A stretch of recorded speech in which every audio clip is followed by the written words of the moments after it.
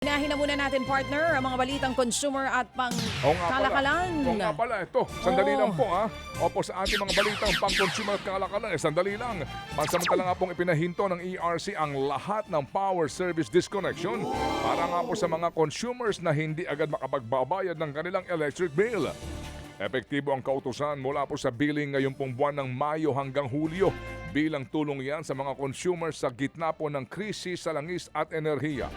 Inaatasan din po ang mga power distributors at kooperatiba na payagan ang mga consumer na utay-utahin ang kanilang bayad kung hindi lalagpas sa 200 kilowatt hours ang kanilang konsumo sa isang buwan. Maaari pong hatiin ang bayad sa 3 installment basta lamang daw pare-pareho o equal ang halaga sa kada hulog. Nabawasan naman po ang bilang ng mga Pilipinong walang trabaho noong buwan ng Marso. Naitala po ng PSA ang pinakahuling unemployment rate sa 5%. Katumbas po yan ng 2.58 milyon ng mga Pilipinong walang trabaho. Mas mababa nga yan kumpara sa 2.66 milyon o 5.1% unemployment rate noong buwan naman ng Pebrero. Dumami po kasi ang bilang o dumami kasi ang umalis ng labor force o tumigil na muna na magtrabaho o kaya'y maghanap ng trabaho. Kasabay po niyan, tumaas naman ang underemployment rate na naitala po sa 12.3% noong Marso. Katumbas naman yan ang higit 6 na milyong mga Pilipinong naghahanap ng dagdag kita. Mas mataas yan kaysa sa 11.8% o 5.84 milyong underemployed na mga individual noong Pebrero. Nagbabala po naman ang mga analyst na maaari daw pong magpatuloy ang pagtaas ng presyo po ng mga produkto sa gitna ng krisis sa gitnang silangan sa mga susunod na buwan. Nakababahala kasi ang mahal na presyo po ng gasolina at diesel na naipapasama sa mga consumers o naipapasa sa mga consumers.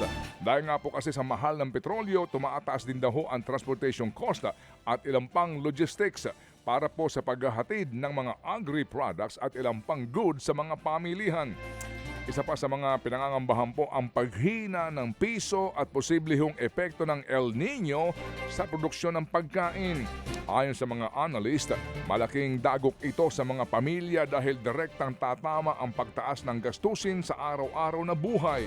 Sinabi po naman ng mga ekonomista na posibleng maghigpit daw pumuli ng patakaran ang Bangko Sentral ng Pilipinas para pigilan ang patuloy na pagtaas ng presyo. Samantala, pinag-aaralan na po ng DA ang posibilidad na magpataw po ng price cap sa liempo at sa carrots. Napansin daw ng Department of Agriculture na sumampa sa 400 hanggang 450 ang kada kilo ng liempo sa Metro Manila. Mas mataas po yan mula sa dating 380 piso kada kilo.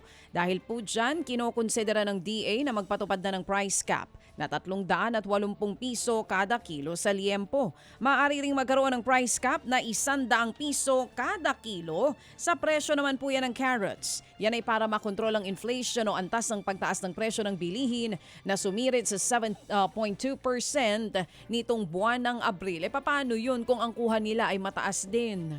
Hindi, meron ba namang magtitinda ng lugi? Ang sabi nga nung mga nagtitinda ng bigas, kung DA daw ang magbibigay sa kanila ng murang bigas, susunod sila sa 50 pesos na price cap.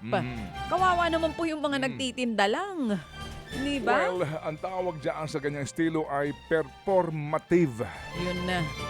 Samantala po naman sa ilang pang balita, itinutulak ko naman ngayon sa Senado ang panukalang pataasin ang income tax exemption threshold.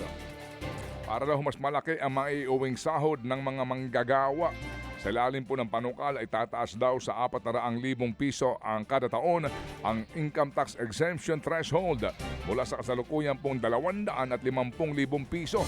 Layon din po ng panukalang maitaas sa 150,000 piso ang limit sa tax-free bonus.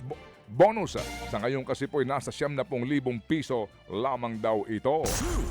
Mga kapatid, patuloy po kayong tumutok sa 105.9 True FM para sa totoong balita, impormasyon, music and entertainment. Mag-subscribe sa aming YouTube channel at podcast at sundan nyo kami sa Facebook, Instagram, X at TikTok sa True Network PH.